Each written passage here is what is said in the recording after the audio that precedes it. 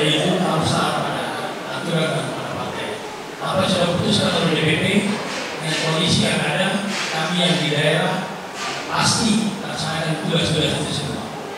Kondisi tentang presiden, calon presiden. Jadi apa yang kita lakukan pada hari ini bagian dari apa yang akan kita siapkan untuk pilpres dan pileg. Tetapi ada. Saya mau katakan bahwa ini bagian dari tugas organisasi dan partai, yaitu melakukan pelantikan. Ini bagian dari konsolidasi untuk memenangkan pileg, pilpres dan pilkada. Ini bagian kalau kita memenangkan ini kita lakukan hari ini bagian dari strategi untuk memenangkan itu. Karena kita menambilkan untuk DPR ini 2 kursi. Dan untuk provinsi kita harus memimpin dari ketua DPR. Dan di 1 kota dan 5 kabupaten kita juga harus menjadi itu target kita. Dan ini saya sama dengan ketua DPD. Targetnya karena ini baik. Karena waktunya sudah tidak ada lagi. Tinggal 130 hari dari ini.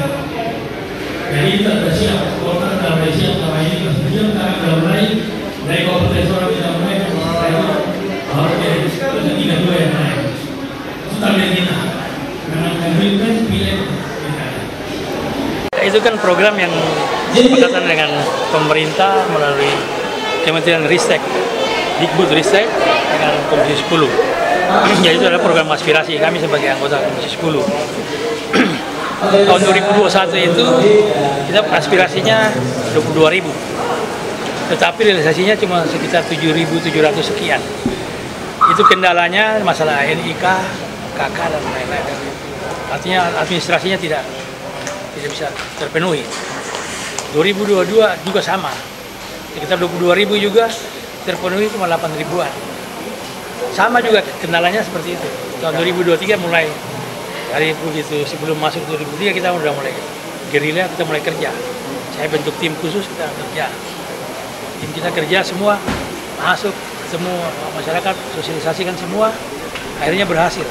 Dari jatahnya 42.000, realisasi 41.936. Itu untuk PIP. Kalau yang mahasiswa itu tahun 2021 itu 250, puji Tuhan semua terpenuhi. Dan 2022 500 terpenuhi, 2023 500 terpenuhi. Tapi saya bukan memberikan di Papua Barat saya saja, tapi di Papua Barat juga. Karena kan saya juga dipilih juga oleh masyarakat yang ada di Papua Barat. Jadi program ini juga ada terbagi juga ke sana juga. Jadi bukan Papua Barat saya sendiri. Saran dari bantuan sendiri seperti apa? Sarannya kita ini kan program pemerintah yang harus kita laksanakan. Karena itu pemerintah sudah siapkan anggaran khusus untuk anak-anak yang belum beruntung untuk mendapatkan ini. SD kan lumayan dapat 50.000, SMP 50.000, SMA 1 juta, SMK 1 juta. Kan sangat membantu. Saya ketemu orang tua, mereka sangat senang. Ya, sekarang tugas orang tua menjaga anak-anaknya supaya pembiayaan ini berlangsung terus. Jadi seperti mahasiswa yang menerima biaya ini, KIP ini kan harus belajar yang benar juga. Hasilnya kan dipantau juga. Jadi bukan kasih terus dipantau juga. Laporan hasil nilai-nilainya juga dipantau. Bisa memenuhi syarat untuk diteruskan atau tidak. Kan?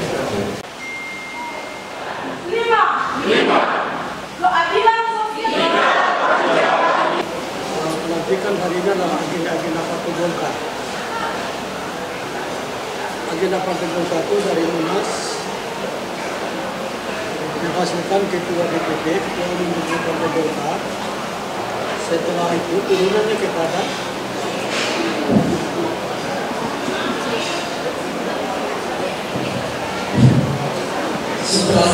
turun kepada pengurus pemerintah cabang. Secara berjenjang, pemerintah cabang sudah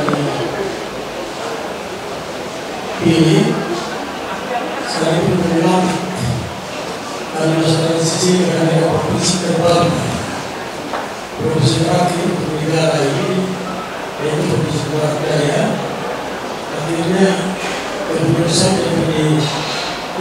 yang awalnya dari Provinsi Papua itu dialihkan ke Papua Daya. Ini adalah baku yang membuat pengurus DPP Papua Daya dan persiapan sudah dipilih, sudah 8 SKN pakai ini, sedangkan 52. Ini tahap-tahapan yang harus dilakukan secara berjenjang. Kemudian berikut kepada Ketua DPD tingkat 2. Ada 1 kota dari kabupaten. Semua sudah mempunyai Ketua DPD yang permanen. Saya sudah semua. Sekarang Ketua DPD tingkat 2 itu punya tugas yang tanggung jawab membentuk pengurus suaranya, yaitu adalah pelantikan komis. Jumlah komis itu berdasarkan disini setiap daerah dan yang lantik juga sebanyak jumlah komis yang di kabupaten kota, sedangkan bawah sesuai dengan organisasi Partai Golkar. Partai Golkar pada pendatang baru di negara ini. Partai Golkar dengan partai yang tertua tidak bersorong, tapi kami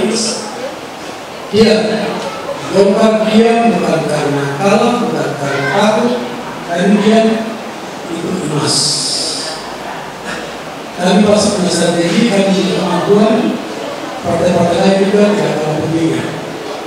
Jadi kami akan melatih semua kader-kader ini sesuai jenjang sampai pada waktu yang tertentu kami melakukan tahapan-tahapan yang itu selalu dalam usaha pagi. Kami akan berbagi. Kampanye ada bertahap, ada menghadap pemilu 2 kali di tahun 2024, ada pileg, ada pilpres, setelah itu pilkada di tahun yang sama, tapi bulan yang berbeda.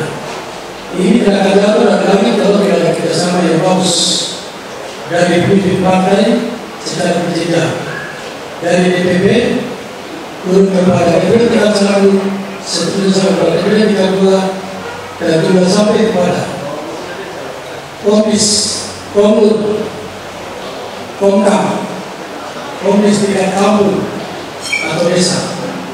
Ia mesin politik yang sangat ampuh dan tangguh dalam menggerakkan akal atau masa pendiri Partai Golkar. Kami berharapan yang satu. Kami bekerja untuk menangkan Partai Golkar dalam semua jenjang. Presiden kami menang atau tidak itu urusan Tuhan, tapi kami bekerja.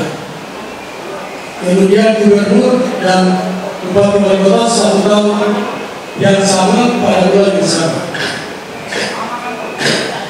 Jadi segala sesuatu yang terjadi bukan jatuh dari langit, bukan hanya mimpi, bukan hanya kata-kata, tapi butuh kerjasama yang tangguh, pengertian yang tangguh di dalam partai itu sendiri, berganding tangan untuk berlaku semua pihak yang bekerjasama di Golkar.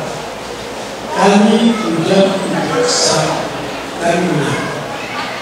Lain juga menang, tapi kami mau menang. Jadi kami akan buktikan di setiap pemilu, baik pilpres, pileg, dan juga pilkada. Pilkada kita satu dan tidak 2, kami Golkar tetap hadir bukan dikalahkan, tapi kami akan menggandeng tangan menunjukkan jati di Golkar bukan terjadi di tahun depan saja. Golkar partai tertua. Saya sudah ceritakan, kami harus menunjukkan kekompakan yang bersama kami dan apa yang kami perjuangkan menjadikan kenyataan dan masyarakat memberikan dukungan. Mereka puas kalau Golkar sukses. Golkar sukses ikut menentukan kebijakan negara ini dari dulu, hari ini dan besok, bahkan seterusnya. Apakah Bapak, Ibu, saudara-saudari bersedia untuk dilantik? Bersedia. Hari ini kita melantik para komis, tentunya mereka sudah mendapatkan kepastian hukum. Mereka sudah merasa percaya diri, mereka sudah mulai bekerja. Karena selama ini sudah berkuasa, mereka sudah punya ratusan, mereka mendapat mandat, tapi belum dilantik. Mereka sudah dilantik. Ini sudah TPS bicara pada waktu sudah dilantik untuk semua untuk menangkan pilpres, kemudian setelah itu pilkada. Jadi pilpres, kemudian PRRI, kemudian provinsi, kemudian kabupaten, setelah itu gubernur dan